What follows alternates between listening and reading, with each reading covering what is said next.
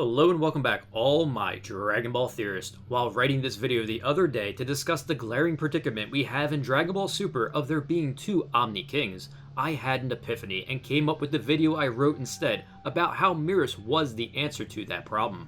That he was in fact the Grand Priest in disguise from the future hiding in the present one with a plan of restoring Trunks' timeline by using the Super Dragon Balls. That if we have two Zenos, then we must have two Grand Priests. That he decided to wait for his Zeno to finish watching the Tournament of Power to use them, so he concealed himself in the Galactic Patrol to explore just how a mortal named Goku became friends with the Omni King. An interesting concept to fix the Zeno problem we have created by Goku, and it was fun to write since everything added up. So why not have one more Merus theory? Personally, I'd rather the story be darker and have real tension brought back into Dragon Ball, where everything feels ominous and our heroes feel real despair in their struggles to defeat an enemy, where the enemy isn't exactly wrong either, but their ideals definitely clashes with everything that the mortals fight for. Which is why I'm hoping that Merus is actually a new character with a deep backstory and relationship with Moro. That is why I really enjoyed writing my Merus Betrays Goku video. I did get some misunderstanding in the comments about that though, as I never said Merus was evil, and it ties to the actual problem that we have with Zeno and the god hierarchy itself. Which brings us to this video today.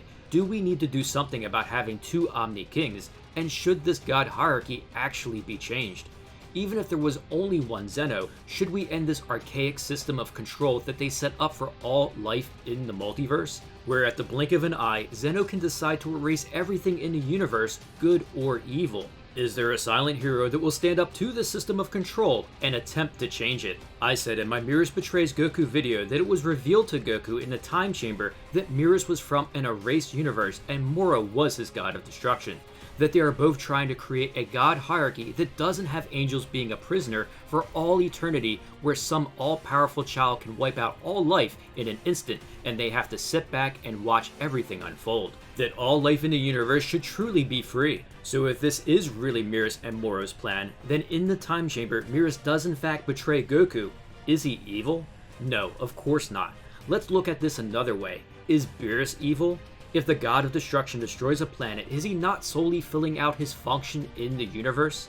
Is he not a means of balance? Yes, that is the point of this system. But of course Beerus isn't evil, just because he Hakkai's something or destroys a perfectly innocent planet. So maybe Merus will be in alliance with Moro, like I said, to help him achieve his ideals and do something about this entire god hierarchy, to truly free everyone from its tyranny of justice. Maybe Moro isn't all that bad, just perhaps misunderstood at this point in the story. Can we really get mad at Moro and say that he is evil if he is merely eating planets as a way to sustain his life and see through these ideals? Just some food for thought. Which brings us now to the pinnacle of that god hierarchy, Zeno-sama himself.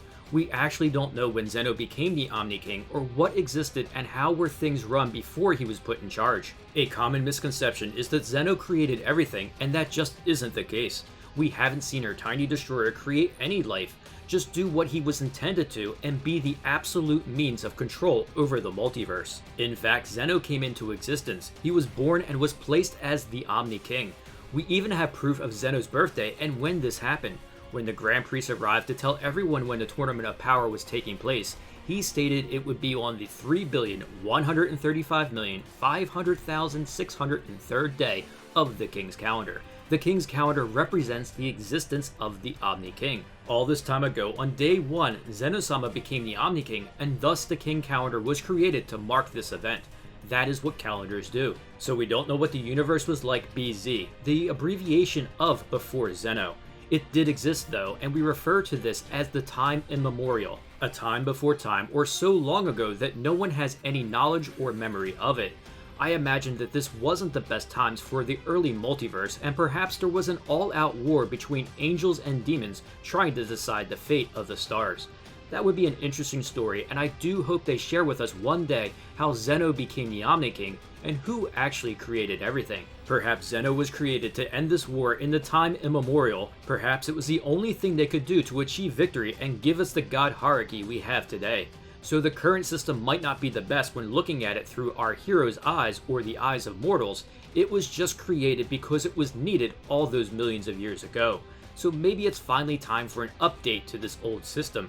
Maybe it really is time for the work of the gods to end here. I also find it fascinating that one of the first things ever created in the King's calendar are the Super Dragon Balls. They were created in the year 41 by Zalama, and perhaps the main reason all-powerful wishing orbs were created that can grant any wish is so that they are another means of balance and control. They can even reverse Zeno's erasing everything, and perhaps Zalama saw that this was a power that was needed in the multiverse to keep Zeno in check.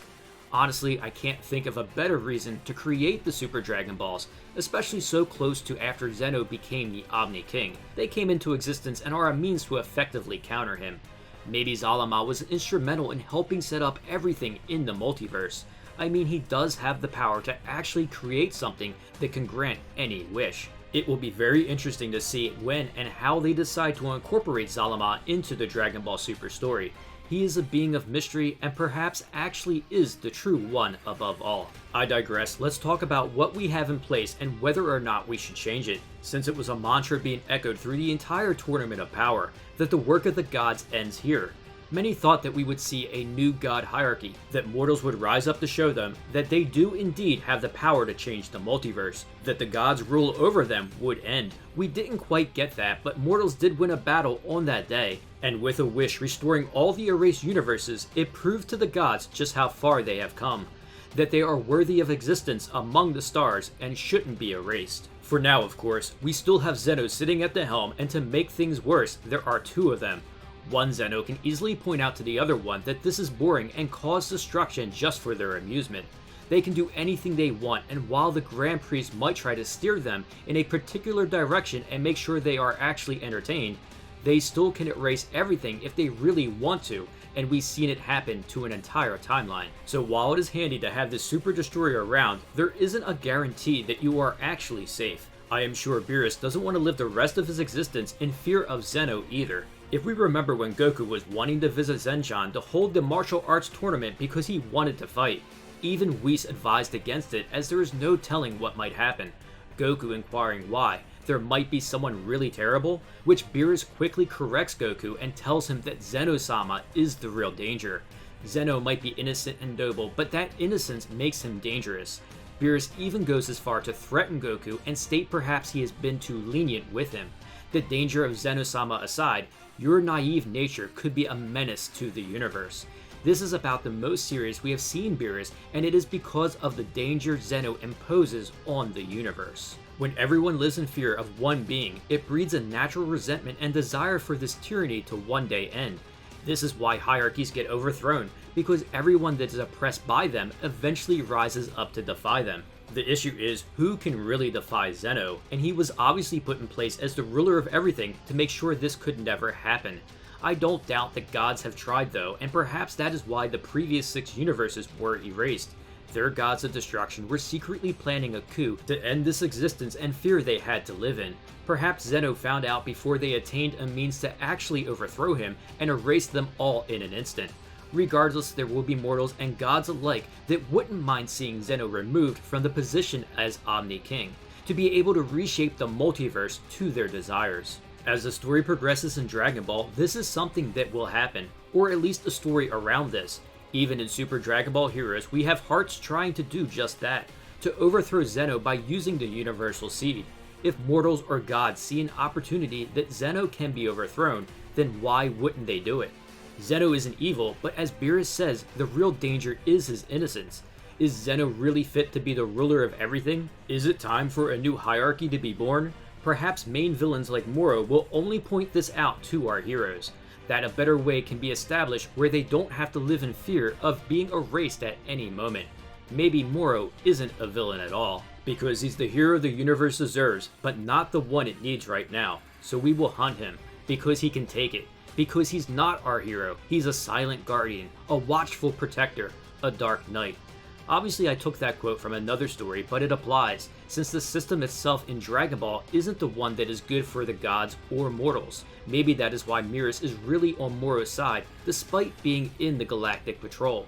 He knows that Moro is really fighting for what is right in the universe, that he carries with him a hope that the tyranny of justice Zeno imposes on everyone will someday be overthrown. Maybe, just maybe, Moro is Dragon Ball Super's Dark Knight. I hope everyone has been enjoying their weekend and enjoyed this discussion video talking about Zeno and the God hierarchy. Now I want to hear from you. Do we need to overthrow Zeno? Does there need to be a new system in place for the gods and mortals? Will someone eventually step up to fill this need and rid the multiverse of the danger that is Zeno? I always love to hear your thoughts and theories in the comments below. If you enjoyed this video, don't forget to share it and smash that like button. Also, please subscribe and turn on that notification bell to keep those theories coming.